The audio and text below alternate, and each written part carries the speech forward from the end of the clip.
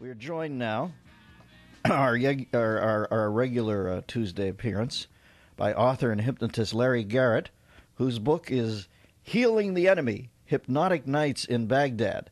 Larry, welcome to the show. Well, good morning, Dennis Miller. I'm honored to be here. Now, first off, let's talk a little bit about hypnosis. Is it easier to hypnotize a non-believer or somebody who would be prone to believe it? Oh, great question. It's easy to hypnotize. Now, let me ask you this, Larry. Yes. Is it a great question, actually, or are you just being a cordial guest? I'm saying that. Here's why.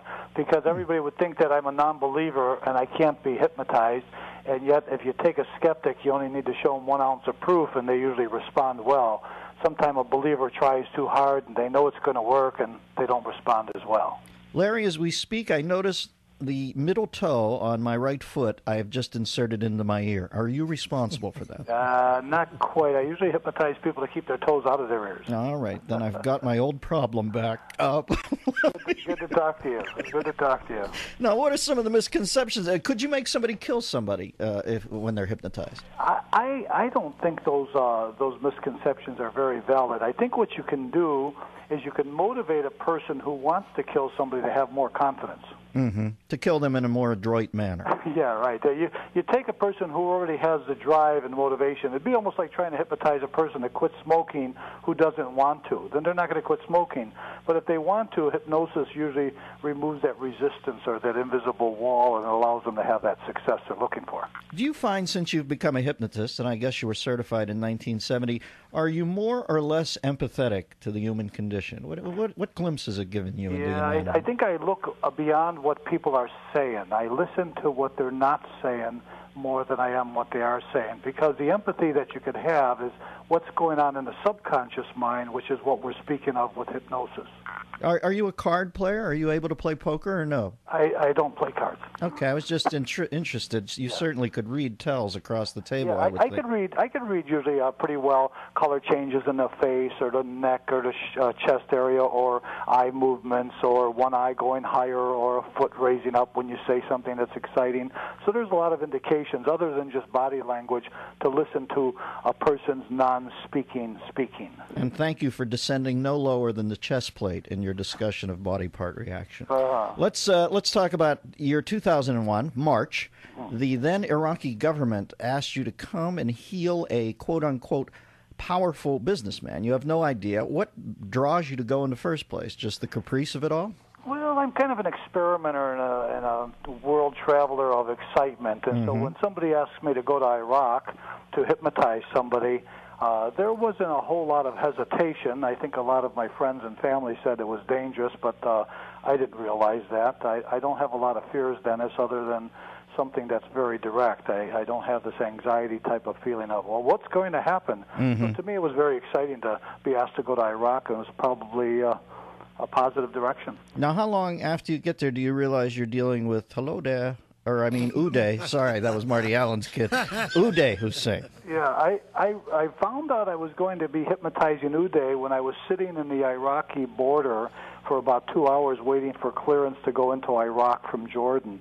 So it was about 2 o'clock in the morning, and I'm curious, what's going on, why is all this fuss going on, and so then I find out that the reason I'm there is to hypnotize Uday. I was told initially it was a businessman, but then I found out, of course, he was quite a businessman.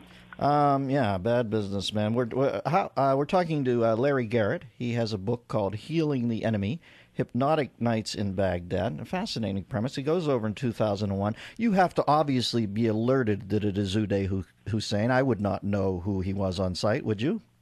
No, I didn't follow a lot of the Iraqi movements at that time, so I really didn't know him by sight. Of course, it seemed like afterward, it's almost like looking for a blue car. All you see on the streets are blue cars. And so after I had come back, of course, I saw pictures in every publication I could think of Uday, but before I met him, I didn't know what he looked like, no. Was, in your mind, was he a sociopath or just following in the family business? Well, I think he was following in the family business. I understand from reading some of his stories that at 2 years old, his mother would smuggle guns in his diapers to go visit his father in jail. So I would imagine at 3 or 4 or 5. And that's what happened to Plexico Burress, by the way. Say it again, please. That's what happened to Plexico Burress, if I'm not mistaken. Is that right? Yeah. And so he had some trauma as a youth, and it sounds like when you met him, what did they want you to heal him of? Well, he had been shot 15 times, and his lower left leg had been shattered. And in the shattering of his lower left leg, what had happened was he couldn't walk well. And for 3 years, he was actually laying on his back. And then through physical therapy, they got him walking again. And then in the process of walking, his left leg would always have this hesitation before it touched the ground. So his medical profession felt that this was a psychological factor more than physical. And so they sought out a hypnotist first in Iraq area and then some in France, and then they traced it down to coming to Chicago and asking me to go there. It would appear the only time his right leg did not hesitate as it approached the ground is when he was putting it on the throat of a presumed enemy. Did you enjoy the man's company at all, or did you just find him the pig thug he was? I enjoyed his wisdom and knowledge of the country, and he's a well-learned man. He was a pretty intelligent man. Of course, what he did when I wasn't with him was not my concern. I attempt not to judge people by who they are, more by what I'm interested in learning about them. But the opportunity to get inside of a mind of a person like this is good as long as you're not judging. It was an exciting venture. I would spend 4 or 5 hours with him every night talking to him, and spent about 60 hours total in his presence.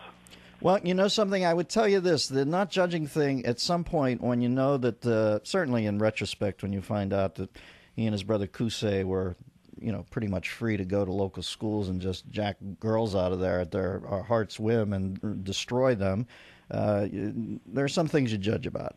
Evil cat, and I hope he's still limping around in hell. Would you do something like this again? Well, that's a good question. I think I would. I think I would do it again because my profession is that I want to work with the most unique minds I can. I've been doing this since 1970, as you'd mentioned, and there are very few people I haven't hypnotized. I've hypnotized murderers before. I've hypnotized many criminals. I've hypnotized people of dispute. And indeed, Larry, you have hypnotized our listeners, but I'm up against a hard break. The book is Healing the Enemy, Hypnotic Nights in Baghdad. The author, Larry Garrett. Interesting. Thank you, Larry. The Dennis Miller Show.